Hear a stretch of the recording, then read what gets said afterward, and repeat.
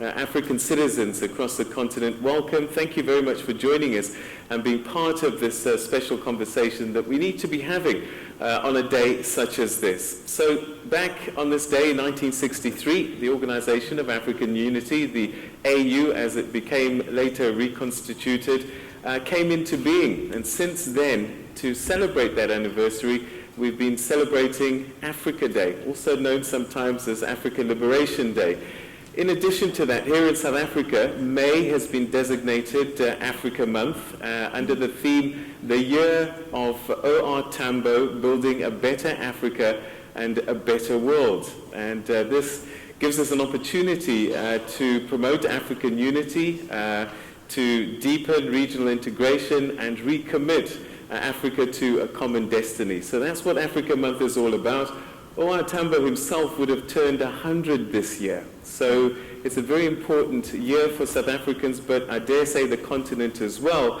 And this is why this year has been given in recognition of this man. You'll hear a little bit more about O.R. Tambo and his contribution to promoting the values of Pan-Africanism, but I'm sure that if he was alive today, he would be the first to say that the liberation of South Africa happened largely in part of the contributions made by brothers and sisters across the continent. So he was a true internationalist in every sense of the word. So talking about centenaries, the African Union, OAU, will be turning 100 years in 2063. So in recognizing that milestone, the organization has put together an agenda called the Agenda 2063, which all of us really need to be familiar with, internalize, and find ways that we can contribute to make it happen. Agenda 2063 really is about the Africa that we want and what do we need to do to create that Africa. The pillars of it are 7 aspirations, and you'll find all 7, as I said. Please go online, make this kind of your, internalize it, make sure that every single person on the continent understands what Agenda 2063 is about and the roles that you can play. There's 7 aspirations there, and because of time, we're only going to be able to really sort of look at 4 of those that will help us, I suppose, unlock this agenda for 2063 today on Africa Day. And to help us in that conversation, I have a panel of guests led by our host, the Minister of International Relations and Cooperation, Minister Maite Nkoana-Mashabane. I'll introduce the other panelists shortly, but you too can be part of this conversation. And our Twitter handle is #AfricaDayDialogue. #AfricaDayDialogue. We'll pick up your questions from there, put them through to the panel, and it may even be thoughts that you want to share on this particular day. But let's say hello to our first panelists, and let me begin by welcoming you, the Honourable Minister of International Relations and Cooperation, Minister Maite Nkoana-Mashabane. Thank you very much for joining us, and welcome to you. Happy Africa Day. Well, Peter, and to His Excellency and all Excellencies, High Commissioners and Ambassadors in the room, our Chairperson of the Portfolio Committee, Mr. Masango, to all Africans across the continent, Hoye Africa, hoye. Yeah. And next to you, as you've mentioned, Mr. Siposezo Masango, Chairperson of the Portfolio Committee, International Relations. Thank you very much indeed for joining us. Welcome to you, sir. Thank you very much, Peter. And next to you, the High Commissioner for Zimbabwe in South Africa, His Excellency Mr. Isaac Moyo. Thank you very much indeed for joining us, and welcome to you, Tatenda Mauya.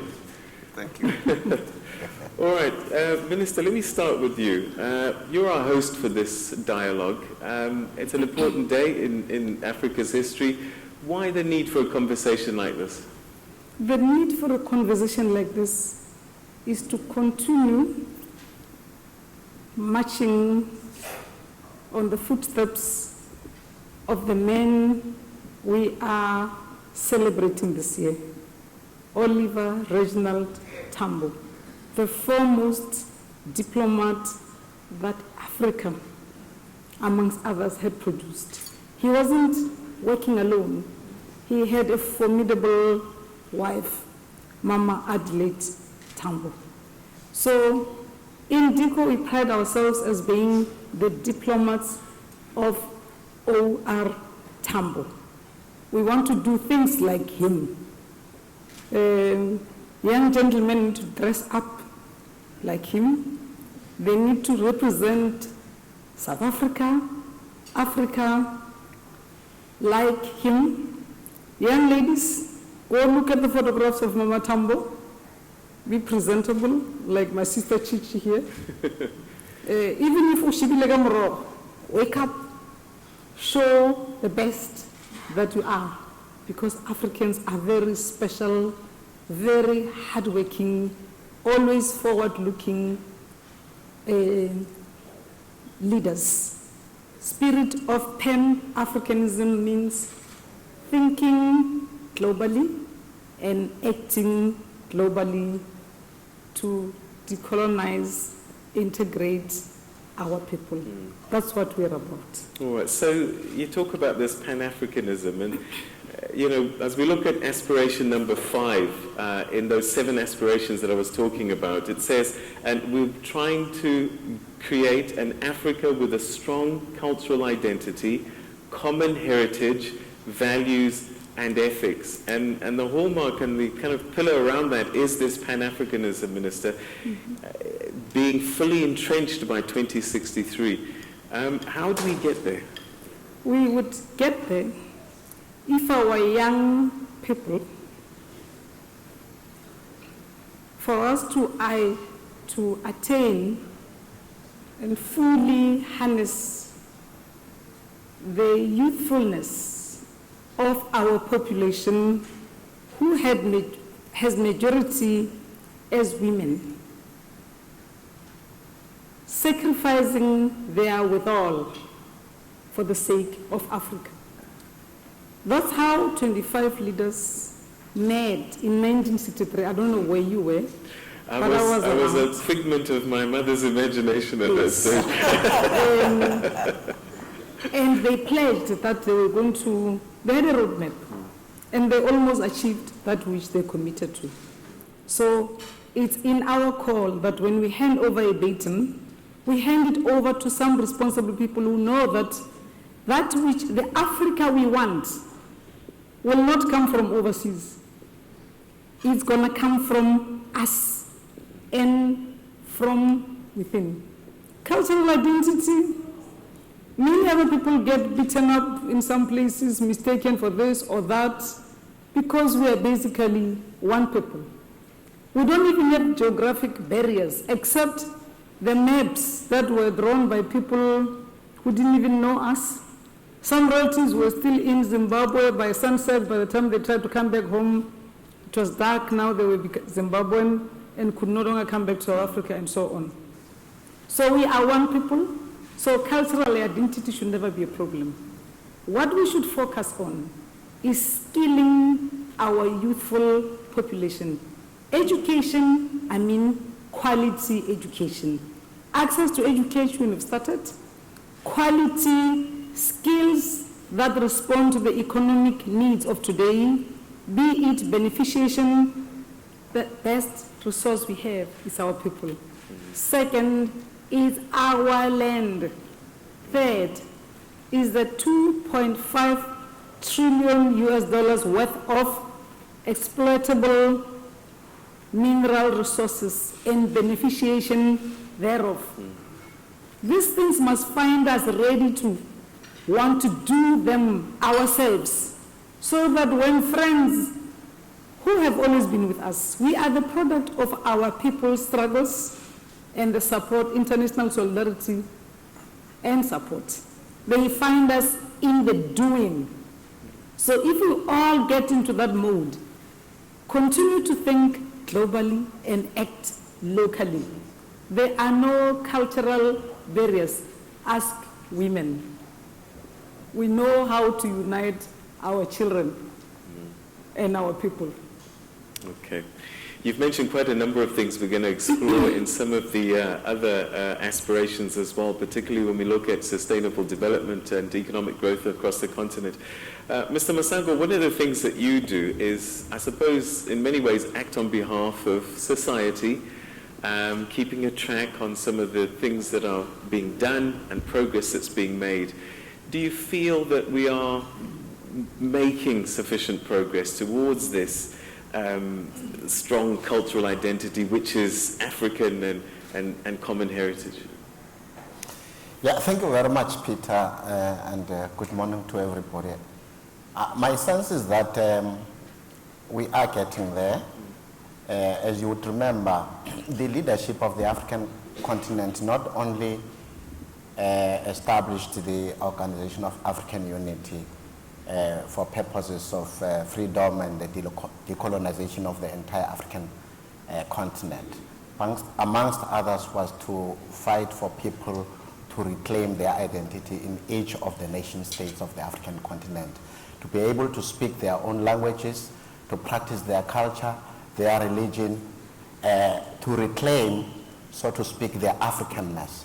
The Africanness in the continental sense and the Africanness in the nation-state sense. And we would remember that in many of the countries, there are councillors, there are provinces led by premiers in South Africa, and the ministers at national level, where you have dedicated ministers or MECs or councillors for purposes of arts and culture, promotion of arts and culture. I had a privilege of being an MEC for arts and culture in Mpumalanga. Among the few African states that I've visited, there was only one in 2003, and for the purpose of this dialogue, I will not mention the country, where I was disappointed that up to grade 7, children were not studying in their own language. In fact, the own language was not there. Everything else was being done in a foreign language. And I think that's not going, you're not going to develop your own culture, your own values, etc., in a foreign language. But secondly, the heritage landscape of the continent still bear a lot of very visible colonial marks. And some have decided to destroy, some have said, keep this for history, but build your own. So change the heritage landscape to reflect the people themselves and the journey that they are walking. So I'm quite satisfied from the point of view of Parliament that various governments are doing something. And I have had a privilege of reading the book Making Africa Work by Obasanjo and others, and the Kigali report by President of Rwanda that was tabled to the African heads of state and government. If you look at the things that they have raised there, they emphasize what is being raised in the Vision African Agenda 2063. So quite clearly in my view, everybody else knows where we must get to. What will be important for our governments, however, is to bring in civil society, organized structures such as business, organized student organizations, organized women's organizations, so that society is better able and is better able to support that which leadership is articulating in their name. And so that parliaments also bring in money to support these initiatives. For instance, one of the things that the AU Commission then, Nkosazana Dlamini Zuma, was to request that each of the parliaments should adopt African Agenda 2063 in their parliaments, which we did, so that when the Minister of Arts and Culture or government requests for money to do the things that must happen there, Parliament must say, by the way, this is also our view, this is our agenda too. All right, you've raised some very interesting points, and language being one of them that I'm going to explore again a little bit further with you. Because for us to be able to communicate, we need to find vehicles that are going to be able to do that. But there is that sort of national identity as well that's quite important. And how do we balance the two? But I'll get back to you on that. Your Excellency, we're talking about cultural identities and common heritages. I suspect, and luckily for people like me and others who've been able to travel across the continent, it's quite quick to see those common linkages, actually, if you travel. And I'm just wondering your thoughts about how do we make sure that we see those things that actually link us, that we already have in common, that perhaps we haven't noticed. Well, thank you very much. of course, I'm happy to be contributing to this conversation today. This Africa Day, and happy Africa Day to Africa. I also want to recall what you said from the beginning, that this is the year of O.R. Tambo, and just share that as a young diplomat in the 1980s at Addis Ababa, I used to interact during OAU summits with O.R. Tambo, always ably assisted by Johnny Makatini. And I remember him providing leadership in the OAU's discussions on the South African question all the time. It would start with the frontline states and then move to the continent. Yes, indeed, he was a fine diplomat, and I saw it by myself. Now, to come back to the issues you raise, let me say that I'm very optimistic that the continent is on the right track to achieving the aspirations we are discussing here, and the other 6 aspirations as well. I think the first point one would want to note is education. The continent has defined these aspirations very clearly, and by so doing, the entire African continent, our youth, our women, are beginning to know what it is the continent aspires to. I think that is really the first step, and it's important. We need now to tap into our respective capabilities as people. We're women who are able to do certain things within the context of Agenda 2063, and what culture means in the African context. I think they have a very clear role. It is about our language. It is about our identity. We want to reaffirm our identities as Africans. It is about the growth, economic growth and prosperity, its inclusiveness that we want to promote. It is about Ubuntu, I am because you are, and this is why we talk about inclusive growth, so that that growth is not just for certain individuals, certain sections, to the exclusion, especially of the majority of our people. We will get there because there is already a lot of connectivity among various African countries. If you imagine where we were in 1963, if you were here in South Africa, what did you know about Nigeria then? Maybe almost nothing, because we had been thrown into these segments, and each was a fort separate from the other. But the current situation is very different. We are able to connect. We follow Nollywood every day and see what is happening in Nigeria, and I'm sure there are many people here who enjoy Nigerian films, and you can say that about many other countries.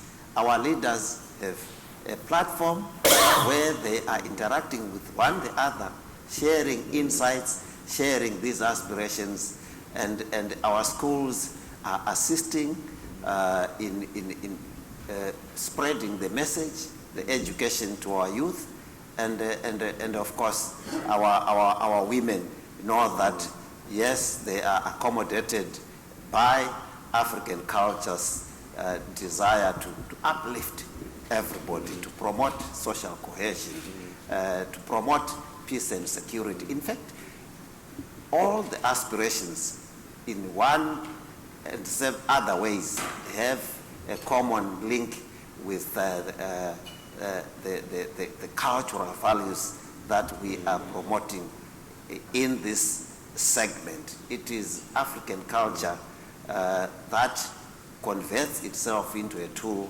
that promotes the other aspirations of Agenda 2063. And already we have certain languages within the African continent. You speak Swahili in East Africa, you can go to Central Africa in the DRC and speak Swahili.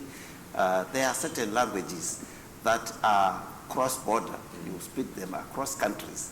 And we just need to do a little bit more to promote those and also promote those languages for education purposes. I will come back to the language thing because it's quite an important thing, especially when we look at 54/55 countries on the continent. Minister, I'm getting a sense that education is going to be quite key for our citizens across the continent because if you ask someone in South Africa, even in Zimbabwe, are you African? The first thing they think of is, I'm black, not white, as opposed to, I am a citizen of the continent. How do we change that kind of thinking, that the first thing when you say I'm African, you identify with the continent, as opposed to any other kind of classification that we've learned to have over time? How do we get us to think of ourselves as Africans, meaning we're from the continent? Luckily, Peter, South Africa is led, and I'm saying this without fear of contradicting myself any other way, by a movement, a political movement that is 105 years old, the African National Congress, that all African leaders from Mauritania to Zimbabwe to everywhere, that they claim as their own. I'm told that the first African passport that OR traveled on to the UN was from Mauritania in 1962. We spent 2 days with our diplomats last week, the ones serving in our continent, South African ambassadors and high commissioners, and visited OR's old home. In Zambia, you can't gossip in any of the South African languages. Yes, they know them all. Because like they are in Zimbabwe, they can hear you. They either speak Ngozi or Lozi. So language should never be a barrier to unite people. Because language was never a barrier for Europeans and their Europeanness. They still speak different languages, but they are united in that which they believe is their cultural identity. Some countries are just a cluster of islands. We are just one big landmass. We are one people. We speak similar languages. There is not a single African that you can start an African song here and they do a misstep, including Honorable Minister Lokota. You'll see how they quickly join in and dance in one rhythm together. So we are one people. We are united in our diversity, and we should never see the so-called division by language as an obstacle. South Africans are best defined by the Constitution of South Africa. We are majority black and African, and more than majority, almost 90%. That's why we want radical economic transformation after 23 years. It's not a nice to have, it's a need to have. Because others can't be spectators of others owning things in their own land. Because you will not find that in Japan, you will not find that in any other country, where the owners of the land are just spectators or they are given a share. You know, in my mother tongue, Barbara was saying,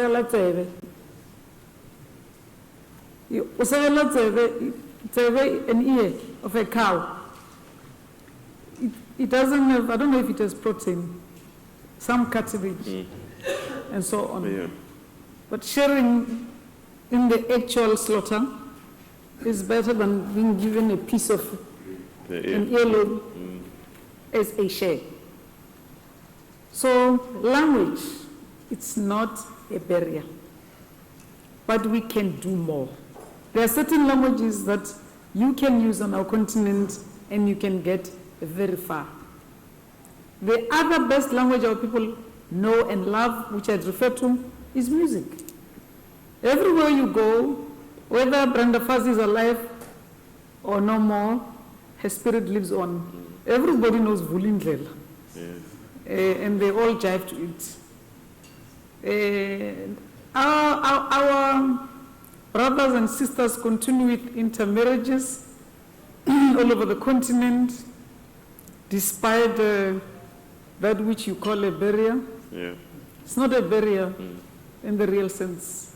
Love is. Love is, that's what we're known for. Yeah. So we are united in our diversity, and it's not the first time.